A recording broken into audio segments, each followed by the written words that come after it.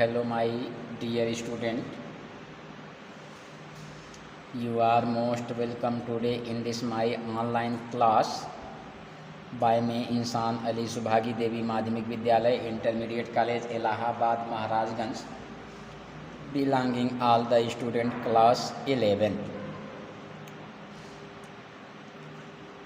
Dear student, today we have to read for class 11 supplementary or short story reader chapter 2 the address. Dear student, in my previous online class you have read that in the train back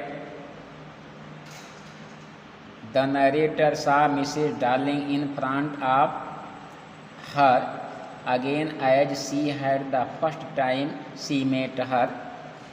Dear student, मेरे पिछले online class में आप लोगों ने देखा कि जब वह नरेटर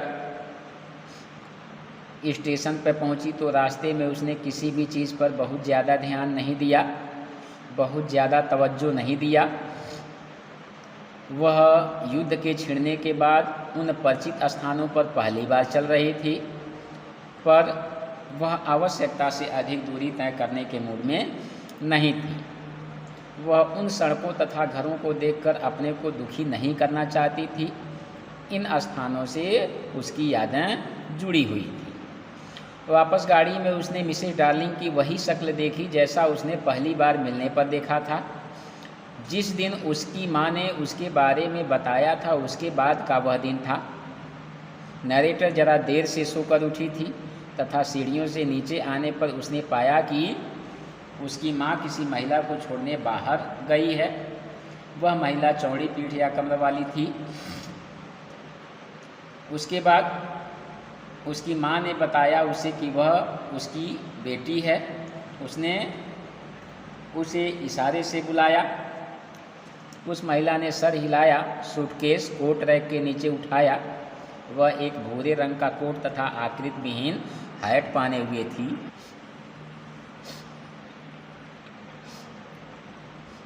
उसके बाद उसने पूछा कि क्या वह बहुत दूर रहती थी। जब उसने महिला को भारी केस के साथ कठिनाईपूर्वक घर से बाहर निकलते देखा तो उसके बाद उसकी माँ ने बताया कि मार्कोनी स्ट्रीट में नंबर है 46। इस नंबर को हमेशा याद रखना। तो डियर स्टूडेंट, यहाँ तक का एक्सप्लेन आप लोगों ने देखा था, यहाँ तक का एक्सप्लेन आप लोगों ने सुना था। अब आइए पाँचवें पैराग्राफ की तरफ चलते हैं। I had remembered it.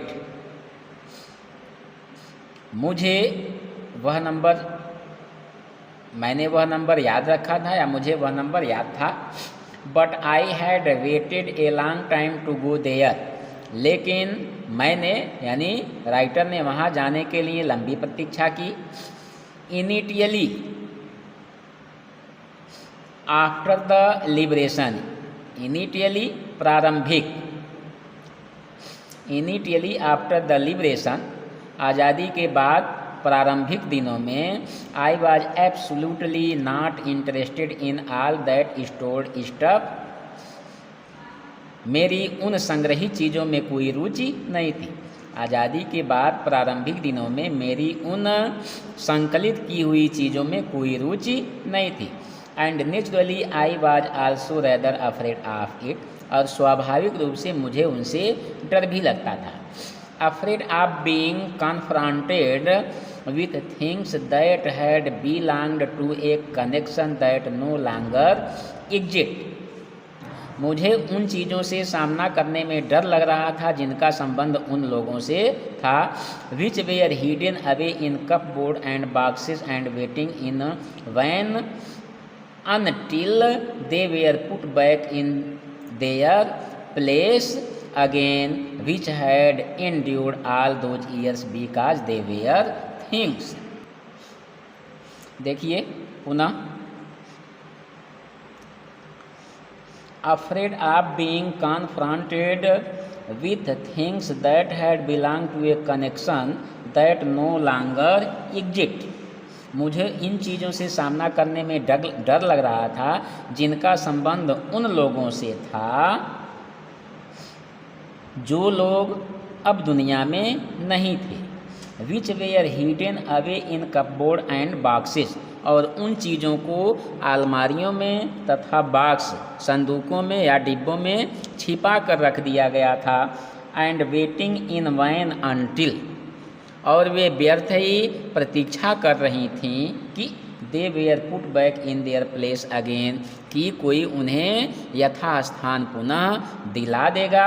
Which had endured all those years because they were things, और जो मात्र इस कारण ही ठीक ठाक बनी रही क्योंकि वे केवल वस्तु मात्र थी, क्योंकि वे केवल निर्जीव वस्तु थी। But gradually everything became more normal again, gradually slowly, लेकिन धीरे धीरे सब कुछ पुनः सामान्य हो गया। Bread was getting to be a lighter colour, bread double रोटी फिर से हल्के रंग की मिलने लगी। There was a bed you could sleep in unthreatened, आप बिना किसी खतरे के बिस्तर पर सो सकते थे। A room with a view you were more use to glancing at each day, एक कमरा जिसके बाहर आपको रोज देखने की आदत पड़ गई थी। And one day I noticed, और एक दिन मैंने ध्यान दिया, I was curious about all the passages, एक दिन मुझे ऐसा लगा और एक दिन मुझे लगा कि मेरा मन अपनी उन सभी वस्तुओं के लिए उत्सुक हो गया था। That must still be at that address, जिन्हें उस घर में होना चाहिए था। I wanted to see them touch remember, मैं उन्हें देखना चाहती थी, उन्हें छूना तथा याद करना चाहती थी। After my first visit in vain to Mrs Darling's house I decided to try a second time, Mrs Darling के घर पर मेरी पहली कोशिश तो बेकार हो गई थी, उसके बाद मैंने दोबारा कोशिश करने का निर्णय किया। देखिए, after my first visit in vain, vain means useless, to Mrs Darling's house, मेरी पहली यात्रा में मिसेज डार्लिंग के घर मेरी पहली कोशिश बेकार रही। I decided to try a second time, second दूसरा, उसके बाद मैंने दोबारा कोशिश करने का निर्णय लिया।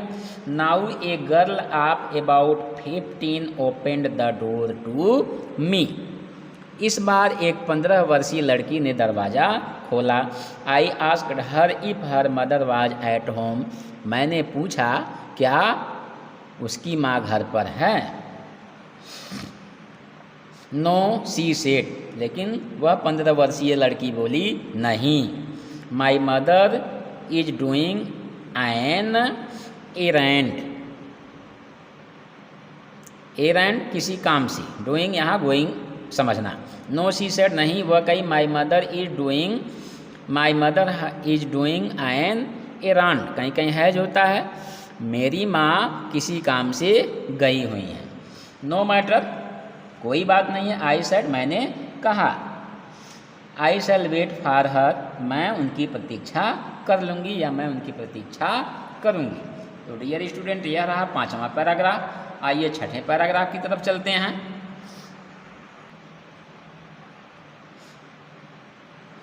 आई फॉलोड, फॉलोड परसों पीछे पीछे जाना। द गर्ल लड़की के एलांग द पासेज, मैंने गलियारा। I followed the girl along the passage, मैं लड़की के पीछे पीछे गलियारे की तरफ गई। An old fashioned iron Hanukkah candle holder hung next to a mirror, एक पुराने ढंग का, देखिए एन ओल्ड फैशन, एक पुराने ढंग का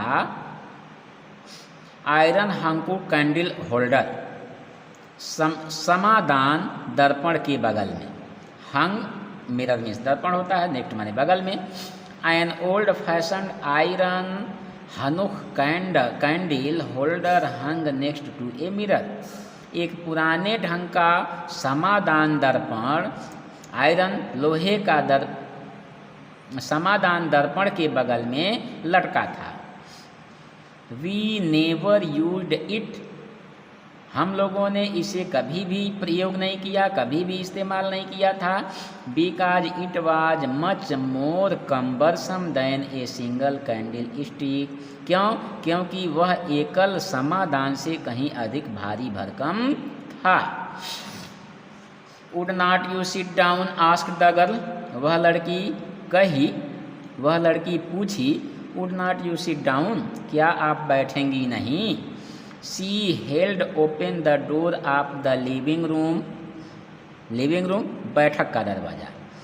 she held open the door of the living room, उसने बैठक का दरवाज़ा खोल दिया। And I went inside past her, और मैं अंदर उससे आगे बढ़ गई। आई स्टॉप्ड हॉरिफाइड, मैं ठहर गई, थोड़ी डर गई। I was in A room, मैं ऐसे कमरे में थी। Which oppressed me in the strange atmosphere, जिससे मैं परिचित तथा जिसकी जानकारी मुझे नहीं थी। Or because of the tasteless way everything was arranged, मैंने स्वयं को उन वस्तुओं के बीच पाया। Or because of tasteless was everything was arranged, because of the ugly furniture or the muggy smell that hung here, I do not know but I scarcely dare to look around me. देखिए पुनः, I found myself in the midst of things I did not want to see again, but which oppressed me in the strange atmosphere. मैं, देखिए यहाँ से, I stopped horrified, मैं ठहर गई, थोड़ा भयभीत हुई। I was in a room, मैं एक ऐसे कमरे में थी। I knew and I did not know, जिसे मैं परिचित थी तथा जिसकी जानकारी मुझे नहीं थी। I found myself in the midst of things, मैंने स्वयं को उन वस्तुओं के बीच पाया। I did not want to see again, जिन्हें मैं दोबारा देखना नहीं चाहती थी। But which oppressed me in the strange atmosphere, लेकिन मैं उसे देखकर, देखिए,